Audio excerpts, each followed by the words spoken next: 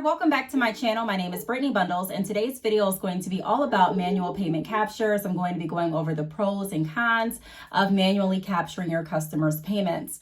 Now, the reason that I created this video is because I did create a video, or multiple videos at this point, on Sezzle.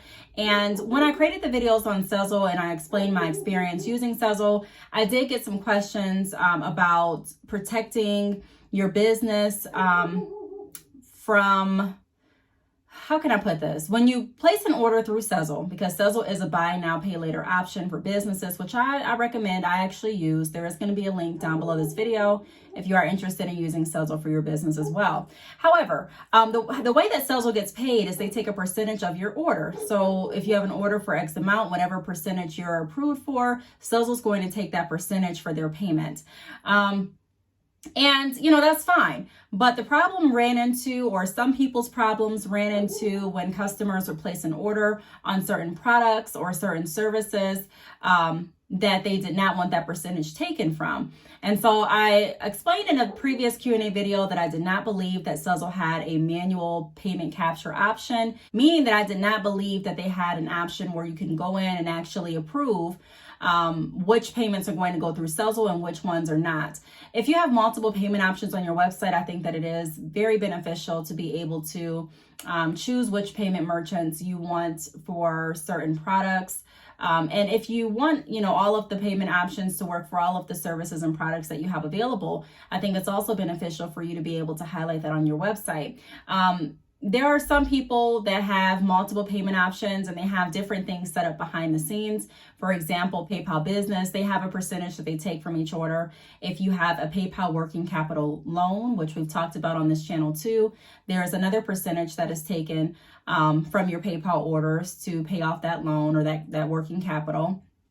Like I said, Sezzle has their percentage, and there's just different payment merchants that have different percentages that they take. I believe Shopify payments may be free. I'm pretty sure it's free. I have never used Shopify payments, but if I'm remembering correctly, then Shopify payments would be free to, or currently is free, I believe, to Shopify users. So if you are interested in using Shopify as well, the link is going to be down below. But don't quote me on that. I'm not sure if they have a percentage for Shopify payments or not. However, I did reach out to Sezzle and I wanted to know more about their payment options and if they had a manual payment capture, because I do believe that if you are someone where you have Sezzle or you have PayPal or you have another merchant enabled on your site and you're experiencing an issue with customers placing orders, even though it states on your website, hey, for these specific products or services, Sezzle is not available, buy now, pay later option is not available for whatever reason, and customers are still placing it, there's a couple ways that we can handle that to make sure that we're protecting ourselves as business owners, and then we're also protecting our customers, because someone is going to have to eat that percentage that was taken from the sale, whether it's your business or whether it's the customer. And so I really was trying to think of a way that could be solved. And the only way that I could really think of was if there was a manual payment capture. So I reached out to Sezzle and I asked, is there a manual payment capture available? And they said yes. I actually saw it too. It is available in my Sezzle dashboard, so I can set that up. And then when a customer places an order, I actually have to go into the order and approve the payment before Sezzle takes out the payment, and also before PayPal takes out the payment if I set it up that way. So I wanted to go ahead and talk about some of the benefits, which I pretty much outlined in the intro, of manual payment captures, and just kind of talk about it a little bit more in depth. If you are interested in this video, be sure to give it a big thumbs up. Please be sure to subscribe. Also, disclosure, I do have dogs. I have a dog outside next to me, which is my neighbor's dog. I also have my puppy in the back outside, and then I have my dog in the living room. So if you hear dogs barking, I truly apologize, but it's cold outside, so I can't have them all outside for too long. I'm actually gonna have to bring my puppy back in a minute too. So let me go ahead and get this video done. I just wanted to put out that disclosure, and let's get right into it. Okay, so the first thing that I wanted to go over is I wanted to explain a little bit about manual payment captures in detail. Well, not in too much detail, but just, give another explanation on it. So I use Shopify. I do recommend using Shopify for different businesses that I work with. I really enjoy using Shopify. One thing I can say about Shopify is they give you options. So with Shopify, you have an option to have your payments automatically taken, and you also have an option for manual payment captures where you go into each order and you manually take the funds. Now, this is going to be helpful for those, like I mentioned in the beginning of the video, that may have a PayPal working capital loan out. And for the PayPal working capital loans or advances, whatever you want to classify them as, they take a percentage of your order to repay the debt that you took out for through PayPal. So if you have structured your pricing on certain products in a way where you're really not getting too much of a profit, and then you've taken out a PayPal working capital loan or advance, and then you're also using like a buy now, pay later option through Sezzle, we'll use them as an example, and they're taking a percentage, you want to make sure that everything's calculated. And there are certain products that you may not want to be paid for through a certain payment method or merchant because of the amount, the percentage that they're going to take from that order, which is not going to leave you with too much of a profit, if a profit at all. There are some people that have not structured their pricing correctly to the point that when they get a sale through a certain merchant, it leaves them in the negative, meaning they didn't gain anything, they actually lost money. And there are some businesses that didn't necessarily lose any money, but they didn't gain any from that sale either. So it's very important, I'm going to stress this a little bit later in the video, but it's very important to make sure that your pricing structures are in line with the quality that you're offering, with the service that you're providing, and also with everything else in your business. You want to make sure that you're pricing yourself to stay in business. That doesn't mean pricing, just way high, and way high is going to be, everyone has their own definition or idea of what way high is. However, you do want to make sure that your pricing makes sense pretty much. And for a lot of people, that is a struggle area, but it does take time, and it's something that can work. I actually can help even come up with some ideas on pricing structures. If you're interested, be sure to reach out to me and I'll send you a link with my services. But it can definitely be done, but I can tell you that it takes time, and it's something that you want to continuously review. A lot of people, when they look at pricing, they only look at, how can I be the cheapest? And they really don't look at the overall picture. Even if you're starting out your business, and like I said, we'll touch on this a little bit later, you don't want to look at, only your competitors' pricing. You do want to take into consideration what your goal is and what you need to charge to keep your business in business as well. You also want to make sure that you have a quality and customer service that warrants the pricing as well. I just wanted to say, my first point, I wanted to touch on the difference, or, touch on what a manual payment capture is, and also let you know that Shopify gives you an option, which is very important. Even if you're like, okay, look, I just use one payment method now, I don't have to worry about it. I started off using just one payment method, and eventually I changed it to two. And who knows, I may incorporate another one. So it is good, in my opinion, to have an option of how you want to structure your store. And also, if you are looking at say you have a PayPal working capital loan, and PayPal's taking a larger percentage from your orders, and, say at this point you put a notice on your website that all, let's, for example, wholesale orders have to be paid through these means, through credit or debit card, or through Shopify payments, or through Sezzle, pretty much something other than PayPal. And PayPal is still active for certain products. You can go ahead and you can put on your manual payment capture, and you can manually capture all of your orders until your PayPal balance is settled, or your PayPal working capital amount is paid.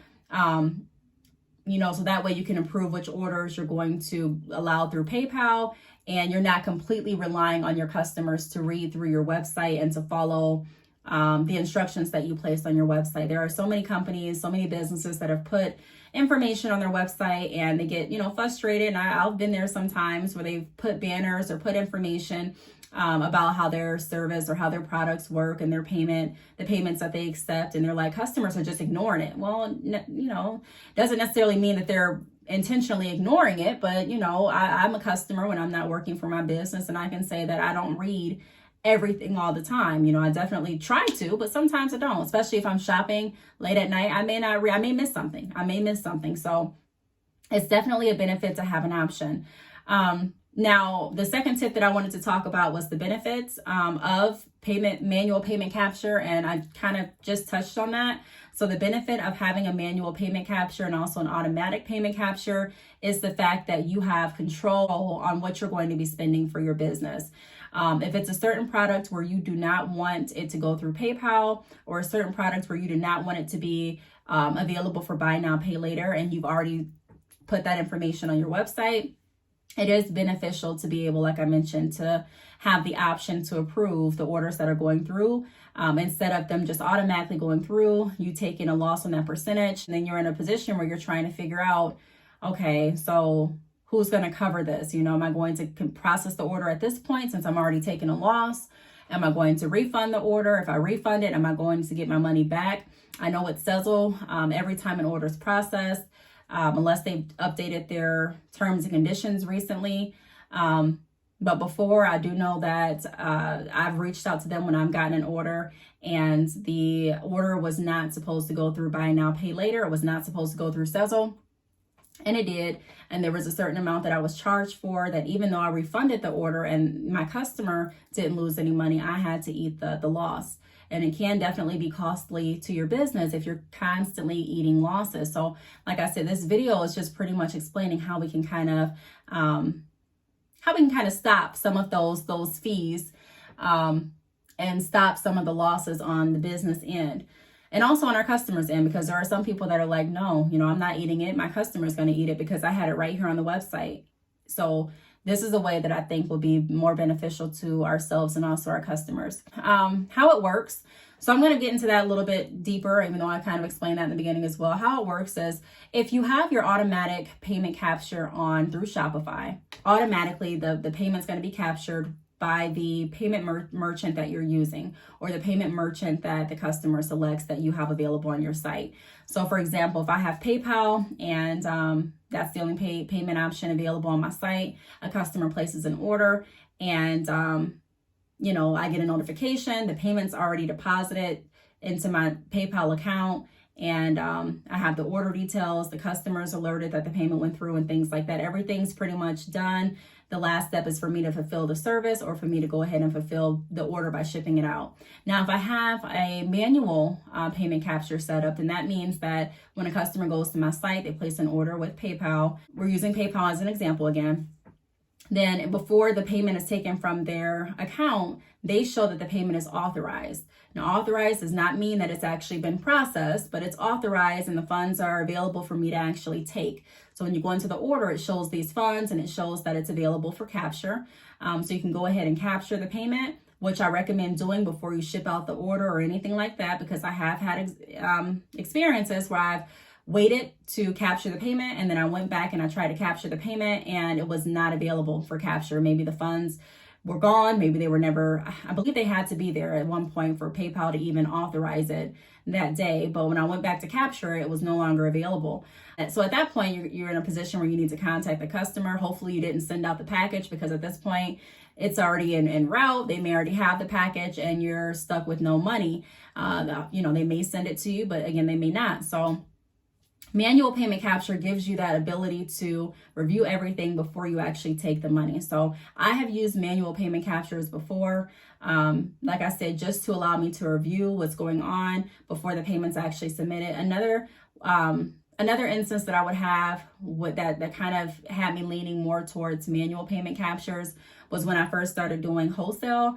And I had it on my website, you know, you have to at least have 10 bundles to qualify for wholesale pricing. And there'd be some people that would go on there and literally purchase 3 bundles, and that wouldn't qualify for the wholesale pricing. So I would cancel the order, send them an email and let them know why the order was canceled and what they can do to move forward with the order. So if my minimum quantity is 10 bundles and you purchase 3, then, you know, we need 7 more bundles added. So I would, you know, contact them back and see what they wanted to do. At this point, you can go ahead and add additional bundles to your order if you want. You can go ahead and cancel the order. You can do whatever you want. But say that I had automatic payment capture on at that point, then the payment would have automatically come to me. say I had a PayPal working capital loan or advance out, PayPal working capital would have already taken their percentage. Even though I refunded the amount to the customer, I'm still losing money from that order or that sale that really wasn't a sale because it didn't fit the criteria for me to be able to process the sale and for me to be able to send out the bundles. So that's pretty much how it works. Shopify does a really great job with giving us options. And that's one of the reasons that I enjoy using Shopify for the apps and also for all of the options that you have inside of orders and all the options that you have to really run your business efficiently. And then the next thing that I wanted to go over, and this is pretty much going to wrap up the video, is I wanted to stress the importance of a healthy pricing structure. So whenever you're looking at anything for your business, please be cautious of your pricing structure. Please be cautious of how you're pricing your products, and don't be afraid to review your pricing. And also don't assume that customers are not purchasing strictly off of the pricing that you have shown or implemented.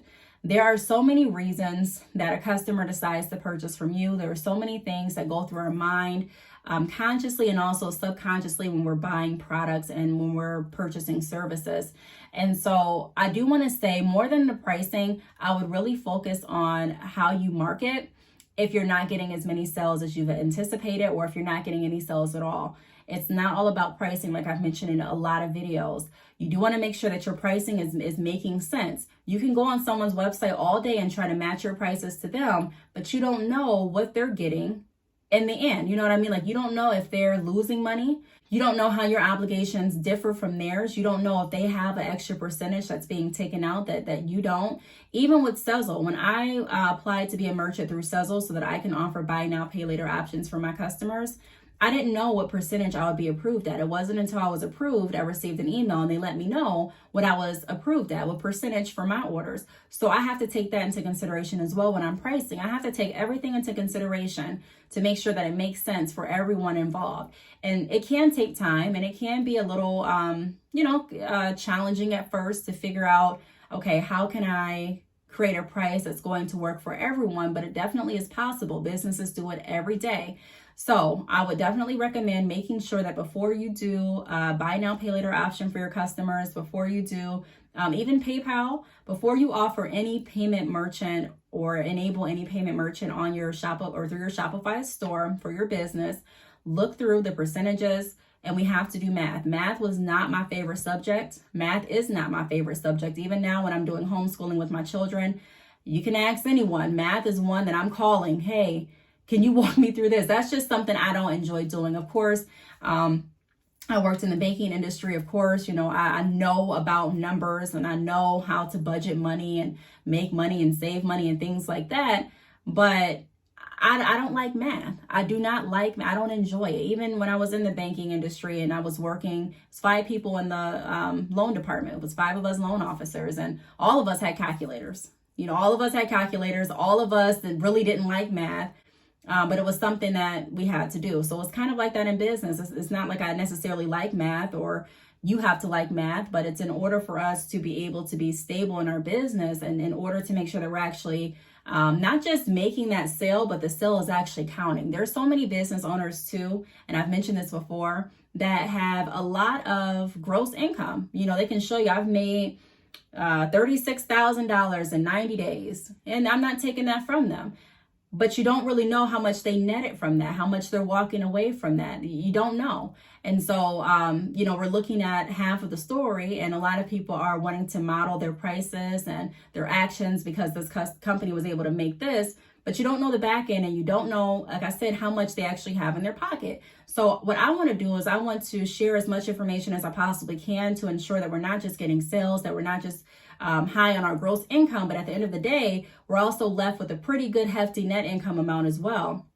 So that we can keep our business working, running, so that we can continue to offer our great services and products. And not only that, but so that a lot of entrepreneurs can eventually or continue to stay with their business full time. There are so many people that reach out to me for advice on being able to leave their 9-to-5. Some entrepreneurs don't want to leave their 9-to-5. It just completely depends on what you want to do. However, if that is one of your goals, if you are wanting to be able to have your business be able to fund your lifestyle, then we do have to start looking at everything very closely. So I just wanted to put that out out there because when I did do my last Q&A video, I think it was like a month ago now, I said that I did not think that Sezzle had a automatic, like a manual payment capture option.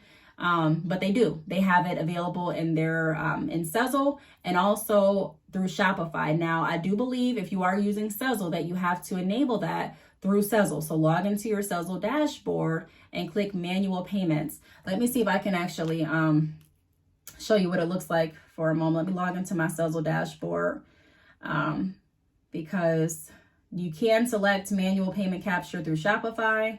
But there's also another step that I would recommend you doing to ensure that if you're using Sezzle, that it's actually going to be a manual payment capture. So let me log in really quick. Again, if you are interested in using Sezzle, which I use Sezzle, I've enjoyed using Sezzle.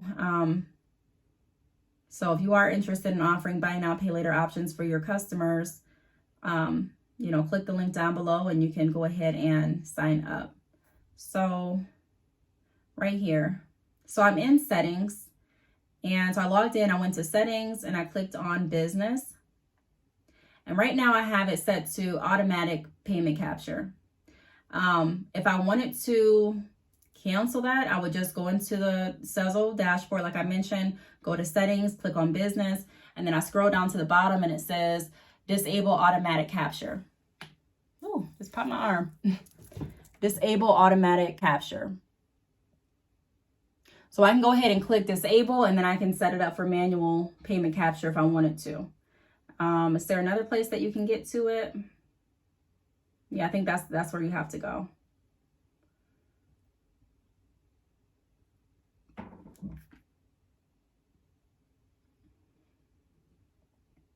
I'm just trying to see if I saw it someplace else.